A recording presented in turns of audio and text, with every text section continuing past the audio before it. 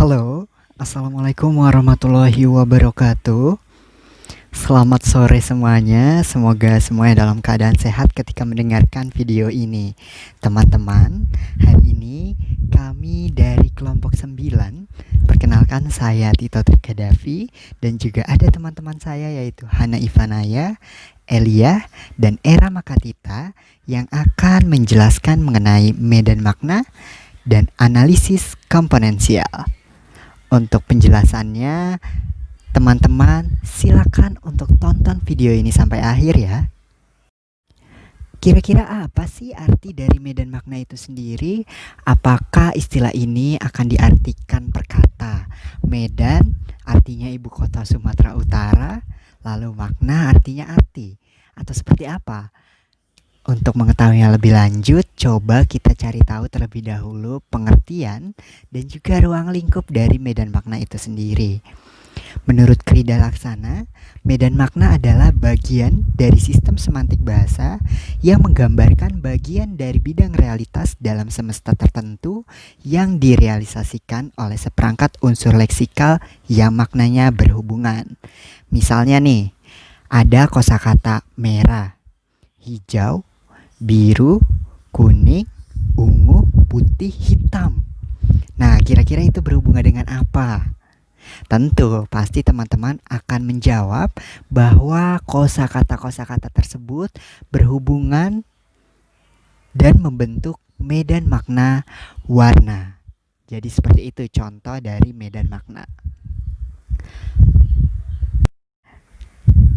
Teman-teman, teori medan makna tidak hanya terkait dengan hubungan makna antar bentuk leksikal saja, melainkan juga dengan hubungan antar bentuk leksikal berdasarkan kesamaan formal dan fungsional. Hal ini sejalan dengan teori asosiatif de Saussure yang berpendapat bahwa setiap unsur bukanlah unsur mandiri, sehingga hanya dapat bernilai dalam oposisinya dengan unsur lain. Misalnya, arti kosakata putih harusnya dipahami dalam hubungannya dengan arti warna lain juga, seperti merah, hijau, biru, dan begitupun sebaliknya, warna merah, hijau yang juga perlu dipahami dalam hubungannya dengan arti warna lain, yang keseluruhannya tercakup dalam medan makna warna. Pertama-tama harus kita ketahui bahwa sebuah leksikal itu bersifat cair. Artinya, ia tidak terkurung atau tok hanya menjadi anggota dalam satu medan makna saja. Suatu bentuk leksikal dapat menjadi anggota dari dua medan makna atau lebih, walaupun keanggotaannya dalam bidang tertentu bersifat primer. Misalnya kita ambil contoh kata membajak. Kata membajak ini pada awalnya hanya menjadi anggota dalam medan makna pertanian. Sering kita mendengar membajak sawah. Namun seiring berjalannya waktu, kata membajak juga sering digunakan untuk hal-hal yang bersifat kriminal, seperti membajak sepeda motor. Karena itu, kata membajak akhirnya masuk pula ke dalam medan makna kejahatan.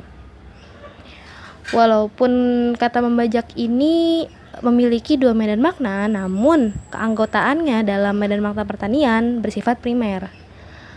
Pertambahan keanggotaan ini berkaitan dengan materi perubahan arti leksikal yang sudah pernah kita bahas beberapa minggu yang lalu.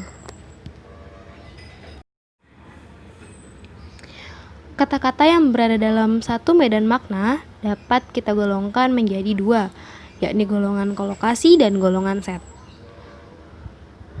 Kata kolokasi berasal dari bahasa Latin koloko, yang berarti ada di tempat yang sama.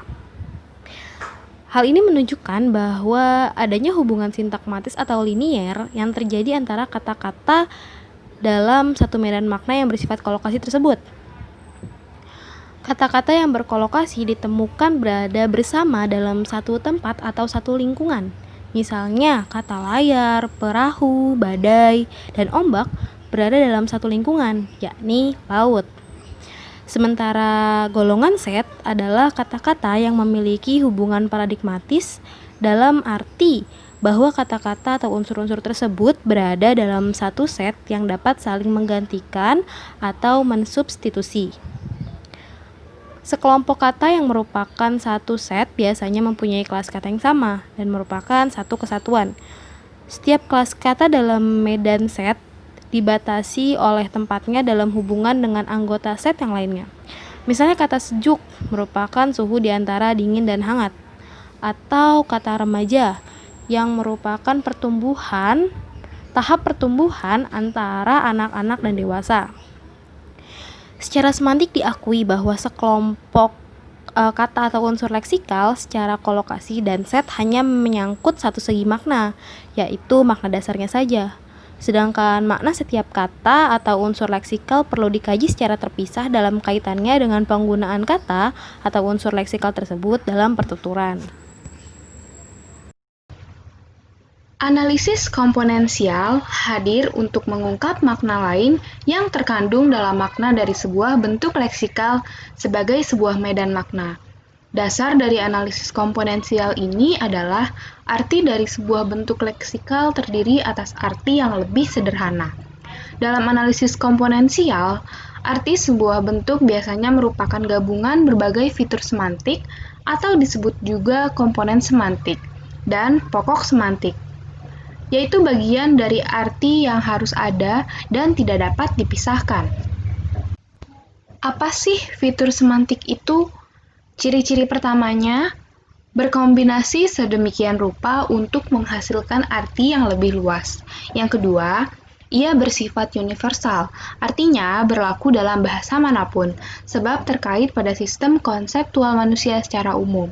Universal di sini biasanya bersifat kodrati, dalam artian fitur itu lebih ditentukan oleh persoalan alam, sehingga setiap penyimpangan akan menimbulkan keganjilan. Contoh, kata burung memiliki fitur-fitur semantik yang kurang lebih universal, yaitu berkaki dua, memiliki sayap, bermata dua, dan bisa terbang. Selain daripada bersifat universal dan kodrati, arti kata dalam bahasa juga dapat mengandung fitur semantik yang bersifat konvensional, yaitu fitur yang diperoleh dari budaya yang berlaku dalam sebuah masyarakat bahasa. Misalnya, pada kata gadis, ada perbuatan yang umumnya tidak dilakukan oleh seorang perempuan. Hal ini kemudian berpengaruh terhadap fitur semantik yang mungkin dapat dimiliki oleh kata gadis. Misalnya, pada kalimat, gadis itu akan menikahi Ahmad minggu depan. Terkesan tidak lumrah. Sebaliknya, kalimat akan terlihat lumrah ketika berubah menjadi Ahmad akan menikahi gadis itu minggu depan. Selanjutnya adalah komponen makna. Beekman dan Callow membagi komponen makna menjadi 3, yaitu komponen umum atau inti, lalu yang kedua komponen spesifik, dan yang ketiga komponen insidental. Komponen umum atau yang biasa disebut dengan komponen inti adalah komponen yang dimiliki oleh semua anggota medan leksikal. Biasanya, komponen inti terleksikalisasi menjadi subordinat dari kata yang menjadi anggota medan makna tersebut. Seperti komponen inti unggas diwujudkan dalam bentuk leksikal unggas yang merupakan superordinat dari ayam, burung, dan bebek. Maka, komponen inti tersebut adalah berbulu, bersayap, dan berparuh. Baik, bismillahirrahmanirrahim. Saya akan menjabarkan lebih lanjut mengenai beberapa komponen makna yang tadi terbagi menjadi 3 bagian yang sudah disinggung komponen umum oleh Hana. Kemudian akan saya lanjutkan mengenai komponen spesifik dan komponen insidental yang masih berkaitan dengan komponen umum yang tadi dijelaskan. Komponen spesifik ini komponen khas pada setiap anggota medan makna dan berfungsi menjadi pembeda makna antar anggota tersebut. Misal, tadi pada kasus unggas, komponen terbang dan berenang ini menjadi pembeda burung dan bebek dari ayam. Ini merupakan atau masuk pada komponen spesifik. Kemudian yang selanjutnya ada komponen insidental. Komponen ini mengacu pada komponen yang bukan merupakan unsur definisi dari makna sebuah bentuk leksikal, tetapi muncul akibat pemakaian dari bentuk tersebut. Misalnya, komponen pada kata aduan. Komponen kata aduan ini melekat pada ayam. Komponen khas ini milik ayam, tetapi tidak dapat digunakan untuk membedakan ayam dari unggas lainnya secara definitif. Sebab bisa jadi unggas yang lainnya juga memiliki komponen kata aduan yang dimiliki juga oleh ayam. Selanjutnya, tak lepas dari itu, menurut Nida, komponen makna yang membentuk makna dari sebuah kata dapat digolongkan menjadi 3 tipe, yaitu komponen bersama, komponen diagnostik, juga komponen suplemen. Nah, komponen bersama ini mengacu kepada komponen sebuah medan leksikal yang fungsinya membentuk dan membatasi batas medan makna leksikal. Komponen bersama ini juga selanjutnya dapat berfungsi menjadi komponen diagnostik yang membedakan medan leksikal sebuah kata dari medan leksikal kata lainnya. Untuk memahami materi ini lebih lanjut, sebagai contoh, kita bisa menggunakan kata bujang dan perawan. Kata bujang dan perawan ini keduanya merupakan bagian dari kategori lajang, dalam artian belum menikah plus dewasa. Maka ini adalah komponen umum dari keduanya. Akan tetapi, plus laki-laki dan min laki-laki ini menjadi komponen diagnostik yang membedakan keduanya. Dalam artian, plus laki-laki ini merujuk kepada kata bujang yang dia adalah laki-laki, dan min laki-laki ini merujuk kepada kata perawan yang dia bukan laki-laki. Selanjutnya ada komponen suplemen, di mana komponen suplemen terkait dengan 2 ciri komponen arti, yaitu yang pertama sifat dan pemakaian. Sifat ini mengacu kepada ciri tertentu dari arti bentuk leksikal yang melekat pada objek, misal plus dewasa yang melekat pada kata lajang. Nah, sedangkan jika melihat dari arti pemakaian, ini mengacu kepada arti yang didapat sebuah bentuk leksikal akibat pemakaiannya. Misalnya, perbedaan dimensi arti antara jejaka dan bujang atau perawan dan gadis. Nah, selanjutnya, pada pembahasan terakhir, mungkin teman-teman sudah melihat contoh analisis komponensial yang ada di PPT pada slide terakhir atau notasi semantis. Lebih jauh perlu dikemukakan di sini bahwa dalam praktik analisis komponensial ini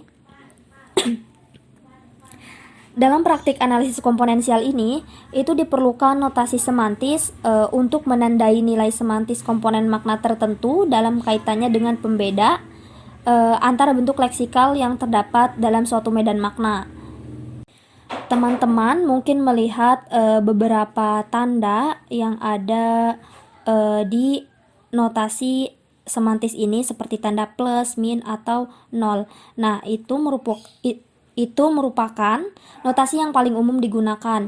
Seperti misalnya tanda plus ini untuk menandai kehadiran komponen. Kemudian tanda min ini untuk menandai ketidakhadiran komponen. Kemudian tanda nol, kita sebut saja nol, ini untuk netral atau tidak relevan. Dari pembahasan ini kita mengambil contoh analisis komponensial pada medan makna kata laki-laki.